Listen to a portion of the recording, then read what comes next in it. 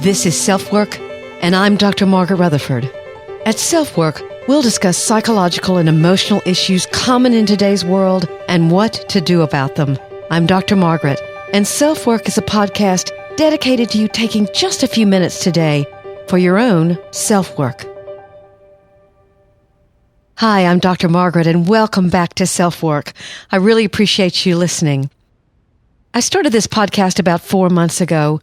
I really want to reach people who might never darken a therapist's door, who may not even know what therapy is like or what psychologists are like.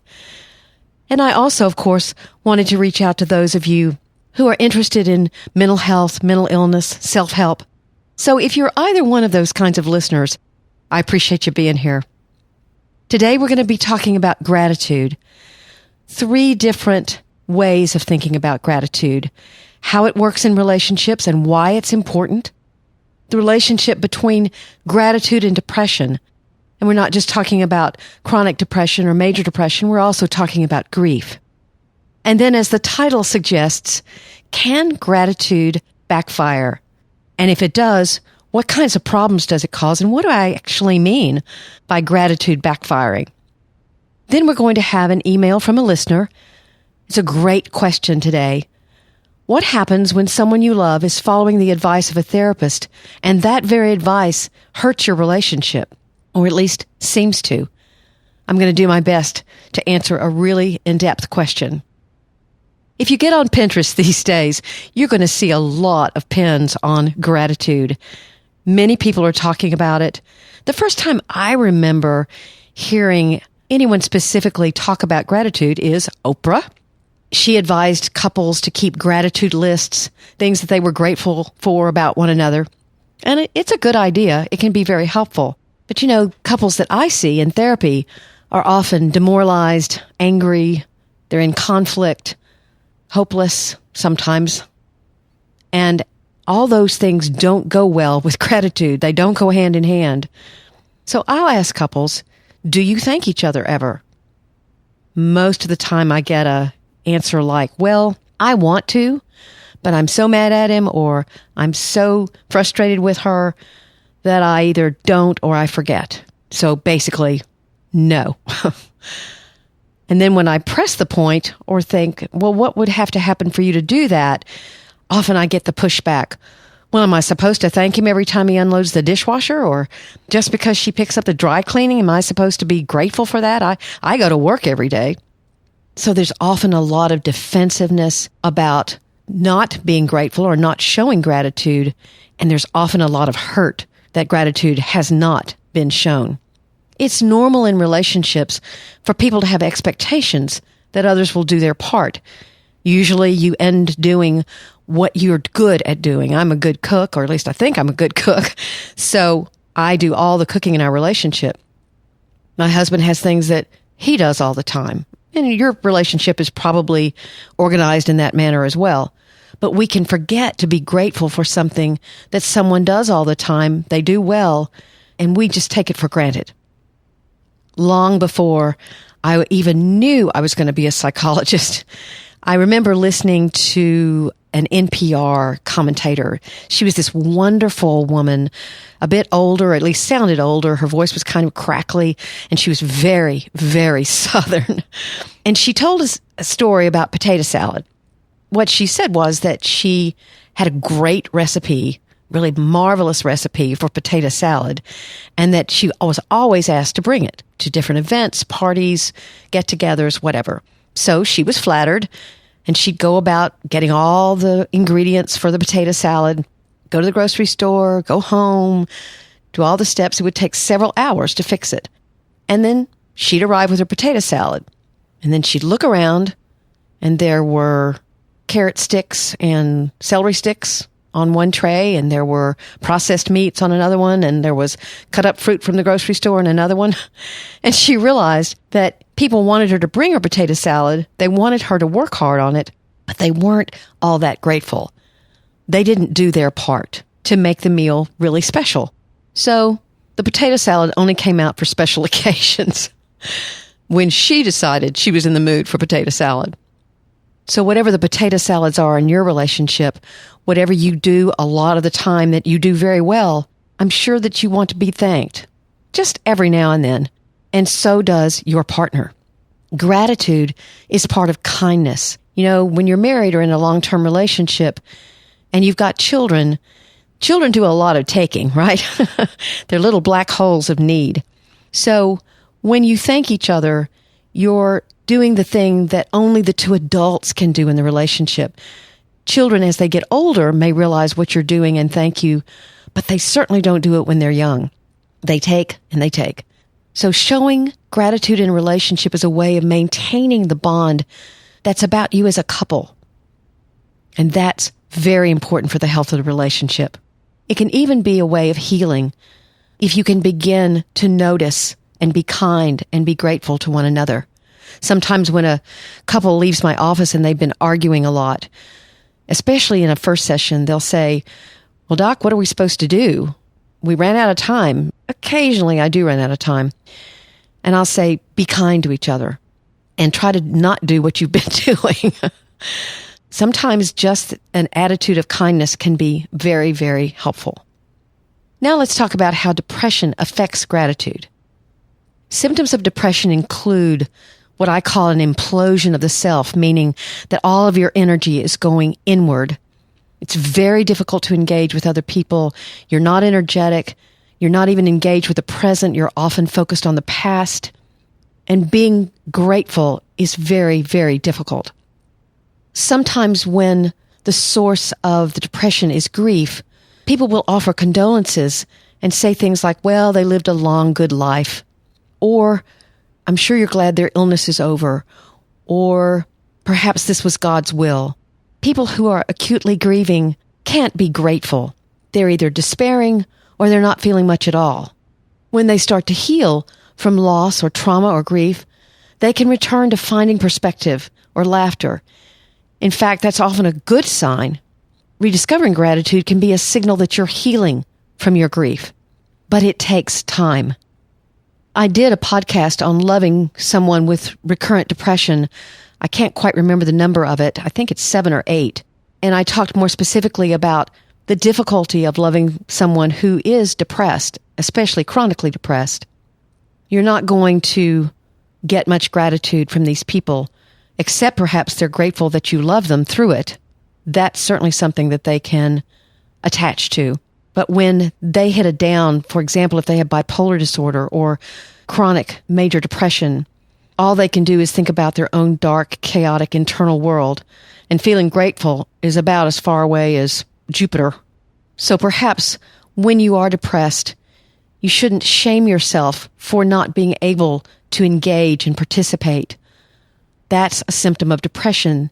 That's not that you're never going to be grateful again or you're never going to be able to express it again.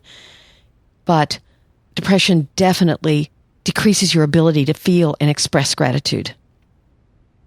So what do I mean about gratitude backfiring? Sometimes there are people who, and actually I think there are a lot of people, who emphasize counting their blessings, and that very emphasis can become a means of hiding or avoiding painful emotions. You can so busy yourself with looking on the bright side of things that you discount or even deny things within you that are hurting. Now, I've called this perfectly hidden depression.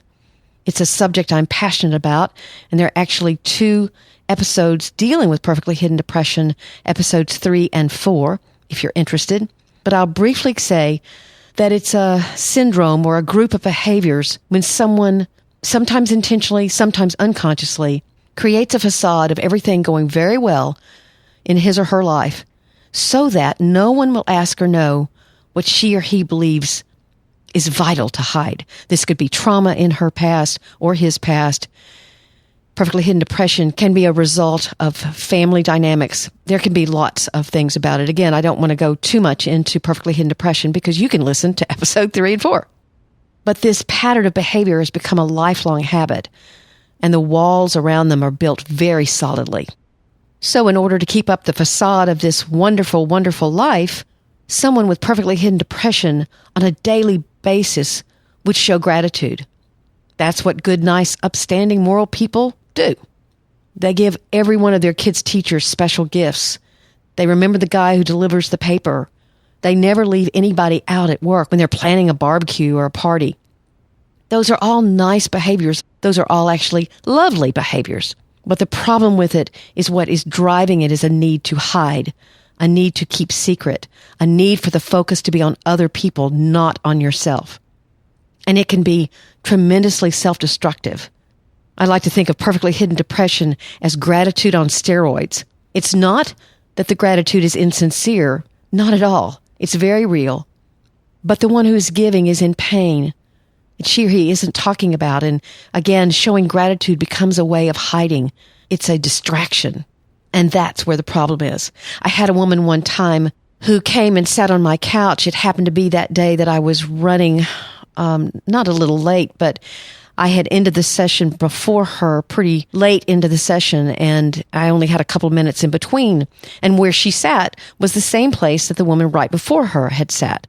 And she could feel the other person's warmth on the couch. And what she said to me was, well, gosh, I bet this person had terrible problems and I don't really even need to be here. I looked at her and said, just the warmth on the couch makes you feel that way? Do you realize how much you're assuming and discounting your own issues? And tears came into her eyes. She definitely is someone with perfectly hidden depression. One of the things that I most basically believe about counting your blessings is this, that healthy people do focus on the glass half full. They show gratitude. They are grateful. And those feelings govern their life. They do look for the bright side of things, as Monty Python might say, the bright side of life. But they're also able to connect with fear, disappointment, hurt, whatever feelings they have that are painful. They can connect with them, they can work through them, they can talk about them, express them. And then what a healthy person knows how to do is to take those feelings and put them back where they belong for the time being. In psychology, it's called compartmentalization, and then go on with their day or their life. They don't let those feelings necessarily govern them. So by definition, they recognize that the glass is half full and it's half empty. They can show gratitude, but they can also feel their pain. So let's recap a little bit. You can use gratitude to help a relationship that's struggling. You can become thankful for the things that the person does without you even asking them to do it. And then sometimes things you do ask them to do. It's important if you're depressed to realize that part of depression is not being able to engage fully with others. And you don't have to be ashamed of not necessarily feeling connected or grateful. You're probably grateful that someone is with you when you are that depressed, and perhaps you can express that. But with healing, you'll be able to express gratitude again. And then there are the people who want to distract themselves from their own pain by constantly doing things that display gratitude. They constantly only want to count their blessings. They're very uncomfortable talking about anything that's on the darker side of life or the empty glass. And in my opinion, someone who's healthy does focus on the glass half full, but they can also work through painful feelings that are contained in the glass half empty. Now we're going to go on to an email I received from a listener that I think has lots of different aspects to it that I hope you'll find interesting. Here we go. My boyfriend has been struggling with depression for quite some time.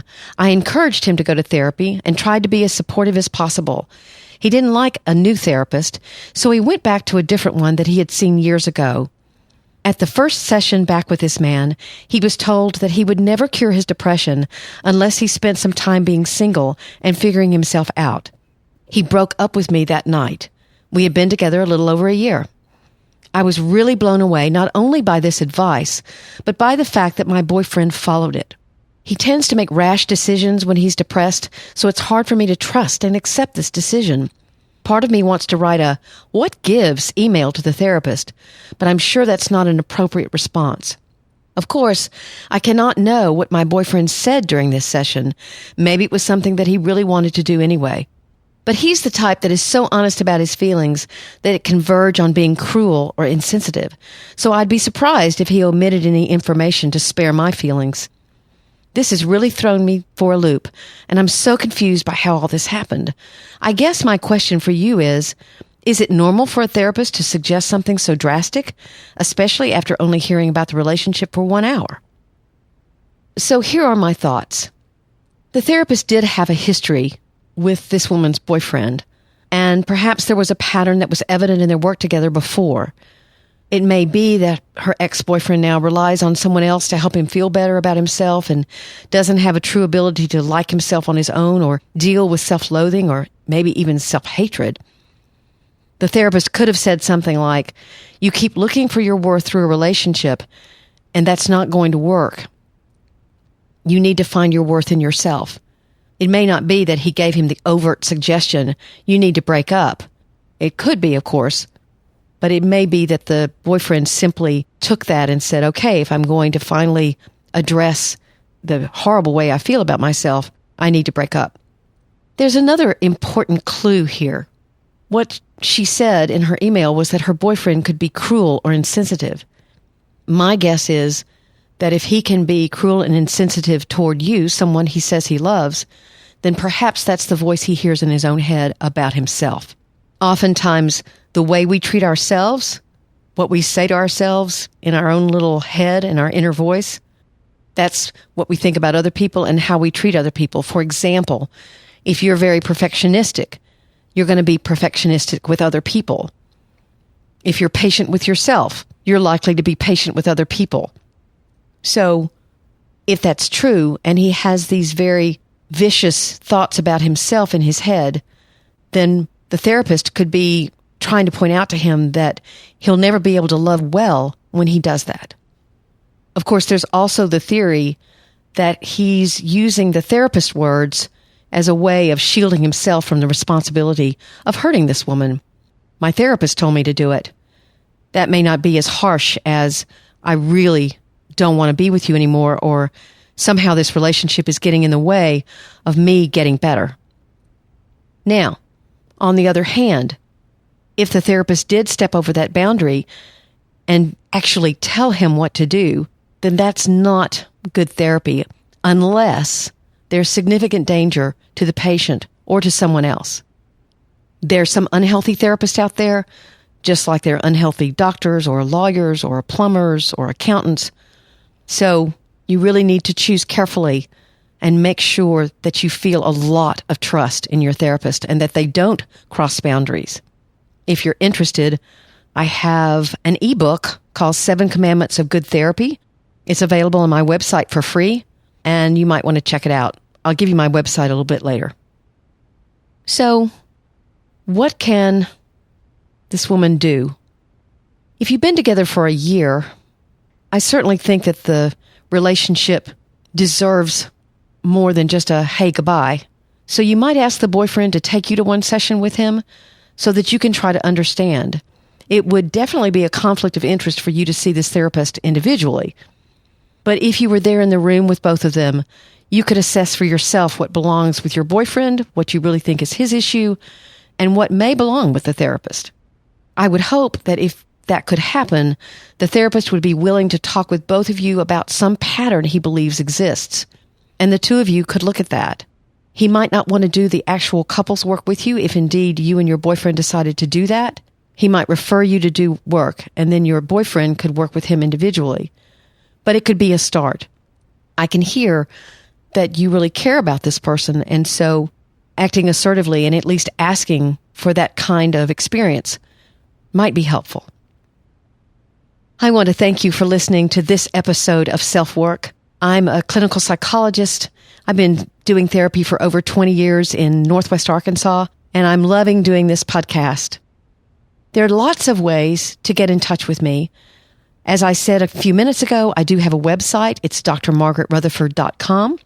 My email, which is confidential, is askdrmargaret at drmargaretrutherford.com. I'm on Twitter at Dr_Margaret. So please feel free to reach out to me. I try to answer all the questions that come my way. I'd also like to invite you to subscribe to my newsletter. You can do that on my website. It will contain all the podcasts and also my weekly blog post. Nothing else. I don't sell anything. There's nothing there you're going to get one email a week. That's it. Oh, I might wish you happy holidays or something, but I'm not going to bug you to death. And that's a way we can stay in touch. I'd love also, of course, for you to give me a rating or a review. That means a lot in iTunes. And lastly, but perhaps most importantly, I'd love for you to subscribe. I'm doing this podcast on lots of diverse topics, so if one doesn't quite fit your life or what's going on with you right now, perhaps the next one will. Again, thanks so much. I'll see you in about 10 days. I'm Dr. Margaret, and you've been listening to SelfWork.